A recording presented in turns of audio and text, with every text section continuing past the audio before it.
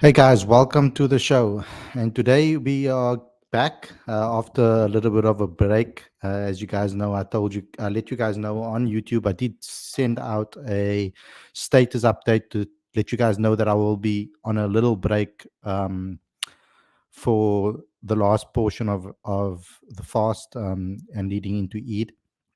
And now we are back again with our 7 o'clock shows. And today's topic, it is a topic that I was going to pick up a little bit earlier on, but it's the perfect time to do it right now, given the amount of games that are being played at the moment from a T20 perspective. I'm currently sitting here with T20 fatigue. And I don't know if you guys are feeling it, but I'm definitely feeling it. I think that the amount of T20 games that have been played all around the world consistently throughout the year is just ridiculous. And it's kind of taking the love a little bit away from the sport because we're seeing more of the same and right throughout the year. I think that's mainly the concern for me is that every tournament is kind of similar. There are similar types of feelings that you get when you watch this particular format. It's not going to change. It doesn't change too much from tournament to tournament.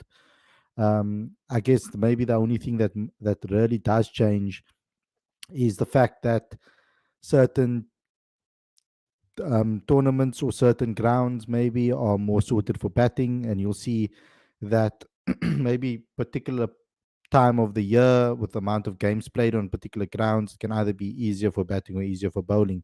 But there aren't too many things to talk about when it comes to T20 cricket as a format as a whole. So I'm going to also share with you a little status update that I posted on Facebook with fans responding to that as well. But before we get going with today's show and before we get started, these are a couple of news stories I'm also going to be covering on today's show as well, ones that I haven't spoken about that I'd like to actually speak about on today's show. But before we get going, before we get started, there's a couple of things I'd like you guys to please do. We are on route to 5,000 subscribers, so please help us get there by clicking the subscribe button and clicking that notification bell for all future videos, please. I'd also like you guys to download the latest issue of Cricket Fanatics magazine monthly. Every issue is 100% free straight to your inbox every month. The link is on the screen right now as well as in the description. And the link is there for you guys to get involved straight away. We've also launched the Cricket Fanatics magazine business corner. This is obviously for small businesses and medium-sized enterprises in South Africa that are looking to market their business effectively and affordably to a cricket audience. And we've put together some amazing help for you guys. There is a tab on our website, cricketfanaticsmag.com. There is a tab over there called Business Corner that you guys can go to and you can follow the stories. Free advice for you guys and how you can implement certain things within this, within your small business and how you guys can actually utilize it in a cricket business.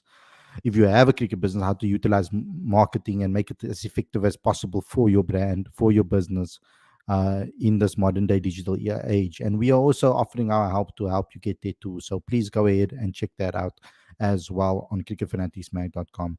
So without further ado, let's get straight into today's video. I am looking forward to speaking to you guys again. It's been a long time. It will be really nice to see you guys and see what you guys have had to say in the live chat too. So let's get into it.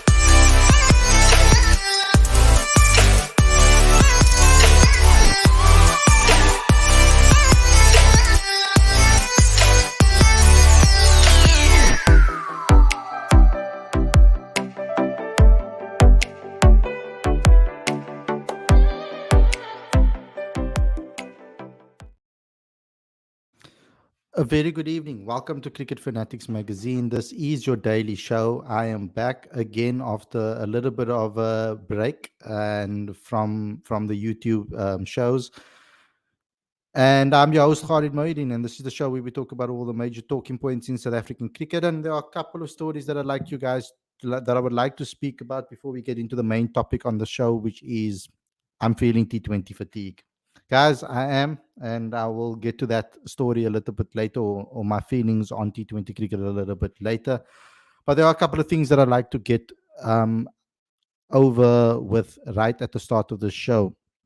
There have been a couple of reports and news stories that I'd like to talk about that have been published over the last couple of days, I would say, that are really important, I think, to the understanding of South African cricket, to the commitments from CSA with regards to the 2027 World Cup. But this is particularly T20, I mean, sorry, 50 over World Cup, 2027 World Cup updates that I'd like to speak about for you guys. Now, the first one was released via Times Live. It was Stuart Hess who released the story and broke the story. And I want to just go through some of the facts that he put into his story regarding the 2027 World Cup and CSA and the stadiums.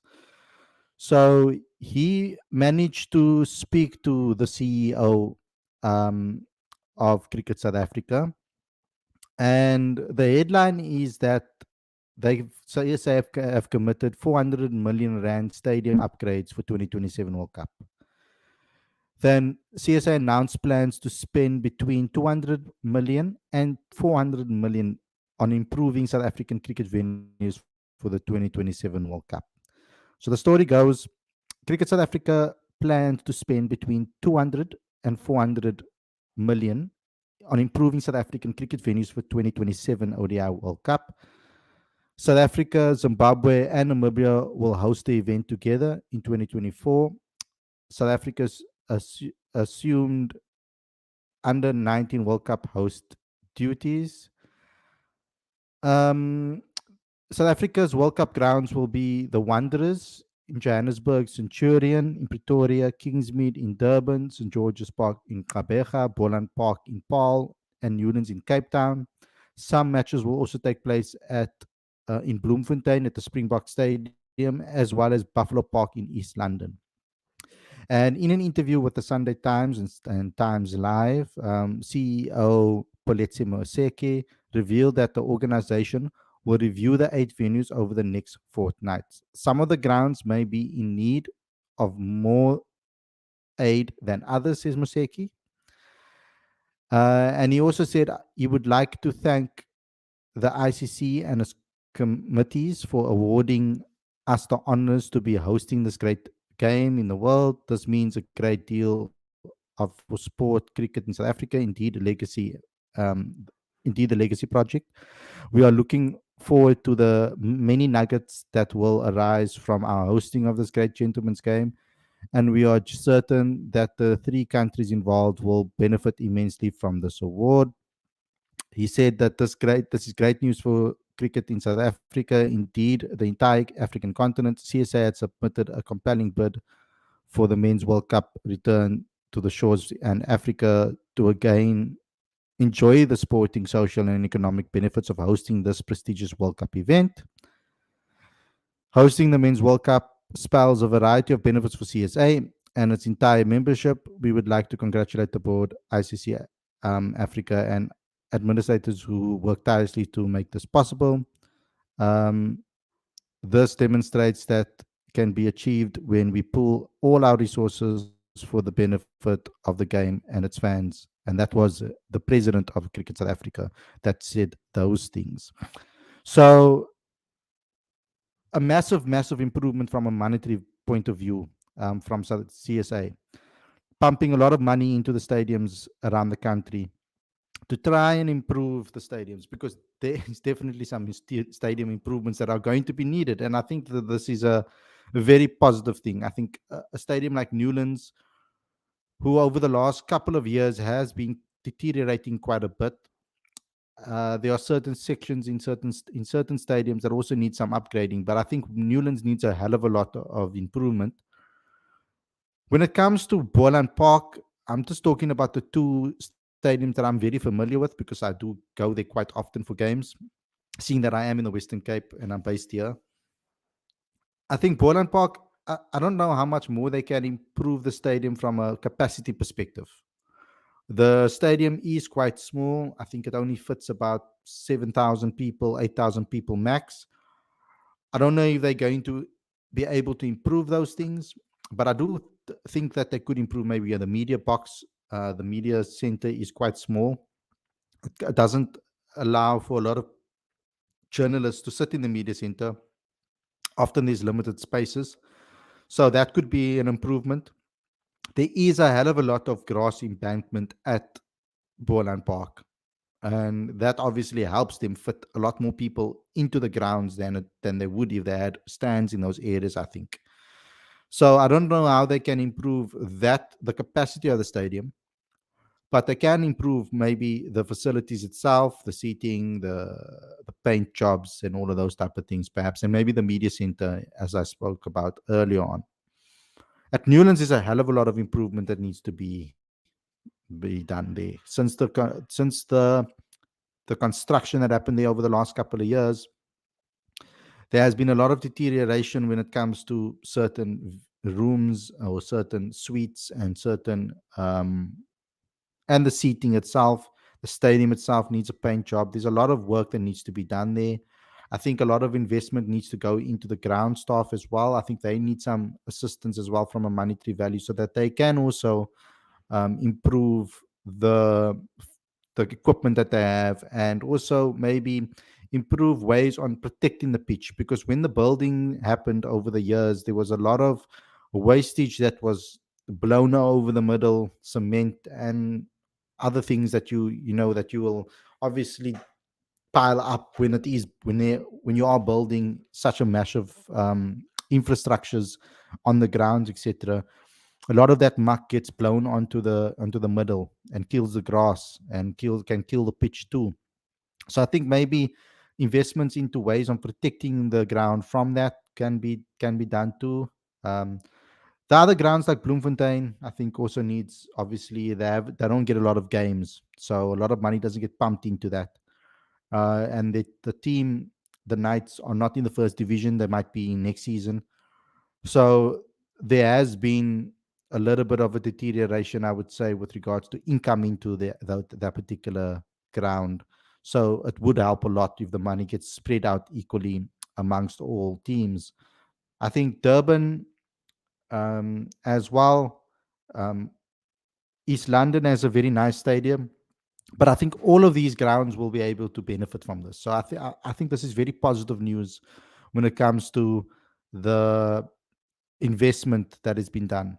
And I've heard as well that this is probably one of the biggest investments I think that has taken place with regards to stadium renovation. I think since the 2010 World Cup, when South Africa hosted the 2010 Football World Cup. So this is a massive positive, I think, from a South African cricket point of view.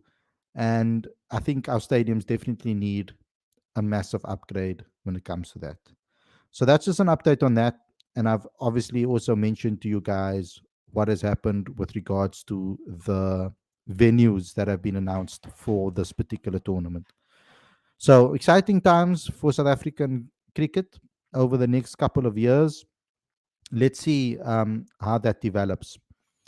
Then I would like to just give you guys a quick update on the CSA T20 challenge. Now, the CSA T20 challenge is running at the same time, obviously, as the IPL currently. And there is so much T20 cricket for me to cover and to bring to you guys that it's becoming a little bit of a joke and a bit tiresome. But it is what it is. But the update is that the Warriors have now lost two games, and the Lions are now catching up to them. They lost their last game, and they are sitting on 39 points, and they've got 3 games left against the Lions, who are in second place against Northwest, and they've got a game against the Tuskers as well, the Dolphins as well, which is coming up very soon. Then the Lions are now also have 3 more games to play: the Warriors, the Titans, and the Tuskers, KZN Inland. They are on a great winning run at the moment. They've won their last 4 games. So things are looking up for the Lions as they try and push for that playoff spot. It is a battle for the playoffs now, as the tournament is getting toward as getting towards the end of the tournament. The Dolphins are in third place currently, and they're on 32 points. They've played one extra game than the two teams above them. They are also on a decent winning streak. They have three wins on the bounce, and they've got England next, and they've got the Warriors as they in their final game. So very important games for them to try and keep that third position, or even try and gain some traction and will overtake the Lions in second position. The Titans are sitting in the fourth spot, and they have 27 points. They have turned their luck around after two consecutive defeats. They've now won two in a row, and their next games are against the Lions and Western Province. So you can definitely say that those last two games are crucial for them if they want to uh, cer- cement their playoff spot for this particular tournament. Then Western Province are in fifth place. They've been in terrible form. They've lost now four matches with one no result. So it's just terrible performances from them for the last five games. And they're on 23 points, and they have Boland and the Titans next. So Western Province's last two games, they have to win if they want to see themselves get into the playoffs. Northwest are in a similar boat, but their chances are almost um, it's their chances are almost not very positive, especially with them having to play the Warriors in their next game. And if they lose that match, it's going to be almost impossible for them to recover if the Eastern Province obviously perform well as well.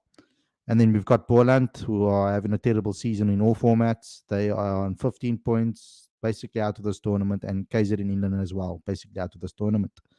So that's the updates for you guys on that. Let's just go into some of the top performers so far in this tournament. Now, Rivaldo Mansami has been in excellent form, and he again put on a massive performance in the last game that he played. He scored 90 in the last game that he played, and it was a crucial innings for his team because they basically took them over the line, and that was that is just an indication of how great he's been this season so far. But particularly in this tournament, this is only his second 50 in the tournament. Uh, Ruben Herman has also been fantastic. Am I getting that right? I always get confused. It's Ruben Herman, yes. He's also been fantastic. He has 102 50s, one of them obviously being a 90. Matthew Brzezinski has been in incredible form. He has 350s. He scored another half century on the weekend. Ryan Rickleton, again, great form as well. 3 half centuries as well in this tournament so far. 326 runs. Subs Makanya has been also very good. Also 3 half centuries. So he's also looking really good. Parsons has 100 and 150. He hasn't played as many games as the players above him, but he's looking quite decent in the T20 format, even though he's only really performed in 2 matches for his side. Then Riza Hendricks has 3 half centuries to his name, so he's also in incredible form. And he has an average of 47.33. Another person that has to be mentioned, even though doesn't have as many runs, but he does have 3 half centuries to his name, and that's Marcus Ackerman because he's only played 9 games, but his average is 71, strike rate of 143. So he's been excellent this season as well, performing really good with the bat and putting up his hand, for this format. He's always had the talent and the ability to be able to perhaps play in this format and do well in this format, but he's never really come to the party consistently. And I think this season has been very consistent for him, particularly for his team, the Dolphins, as well. He is crucial to them and their recovery this season and doing well in this tournament.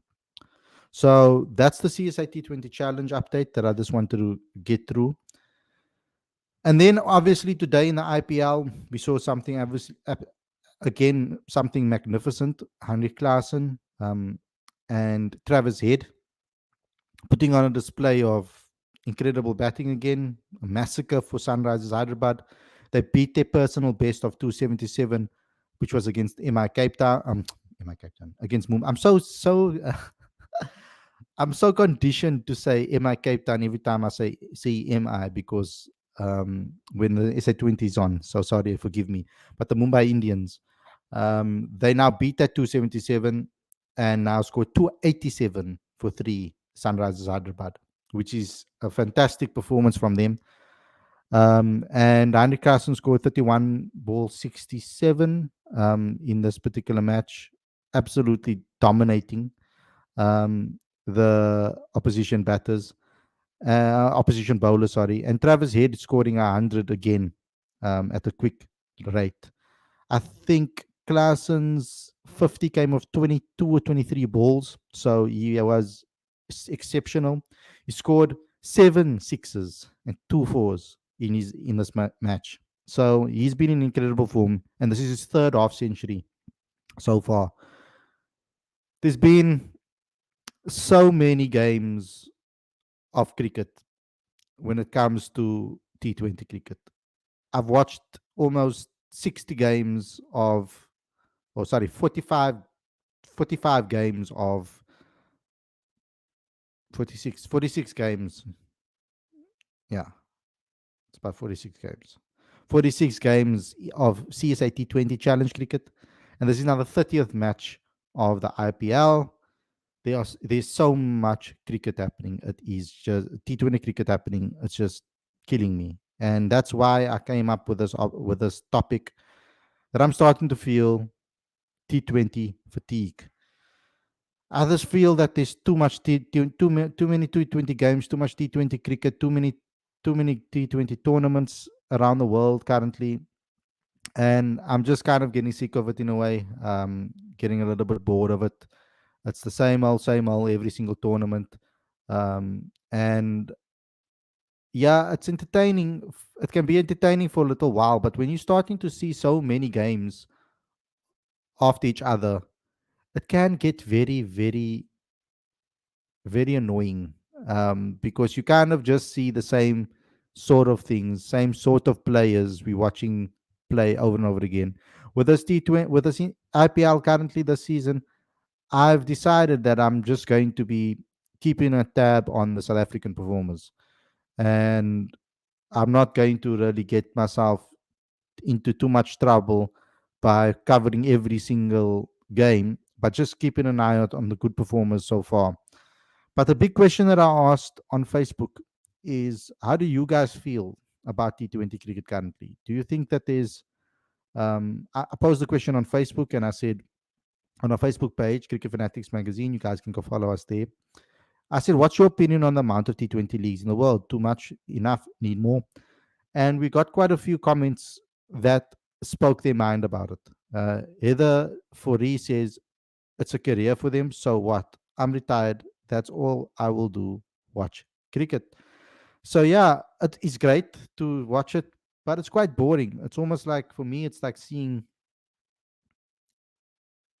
For me, it's quite boring to see so many different leagues and to have so many different, so all the same players being recycled in all these different leagues, and then it's just the same thing over and over again. I kind of feel that way when I'm watching T20 cricket now. And I don't know if it's maybe because I've covered the entire SA20, every single game, and then went straight from that into the CSA T20 Challenge, and then straight from that into this tournament, IPL as well. And before that, it was a T20 World Cup. And then now we're going to see a T20 World Cup now in the middle of the year again in June. So yeah, I'm starting to feel the fatigue when it comes to this format. But it's not about me; it's about you guys. So let's see some of the other responses. Lee Joe for says need more T20 leagues, way too little. Obviously, I think that was a little bit sarcastic. Tafsir says It's just fine. The format is shot. Fans are enjoying it. Sponsors are joining the party. And what is wrong with the ones entertaining us money, making money? They earned it. Now, Nsuku says, not too much. It gives youngsters chance to learn from the best. Just imagine a 70-year-old Mapaka learning from someone like Bumrah. Then 6 months later, he learns from Trent Boult. Then he joins his national team to learn from Rabada. Top fan Justin Bernard says, where is time for proper tours? And if you plan properly, you can still play proper test cricket and smart planning.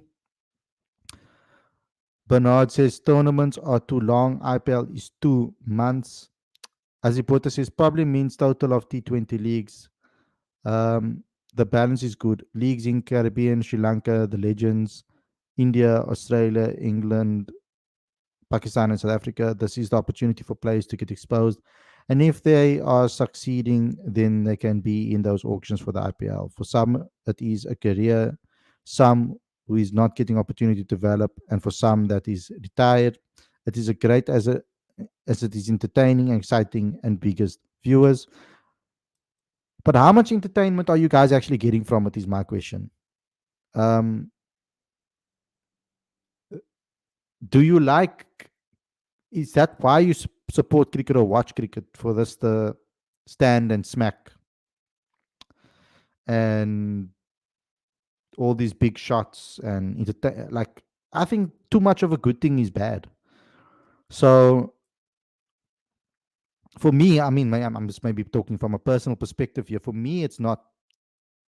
It's entertaining for me after I watch the SA20. I'm entertained, and then maybe for one more other tournament, maybe if you have the T20 World Cup. For me, I think players should maybe pick two. If you're gonna play international cricket for your country, SA20 in the IPL can be enough for South African players to make a decent living, and then they can invest their time and effort into playing more international cricket of other formats.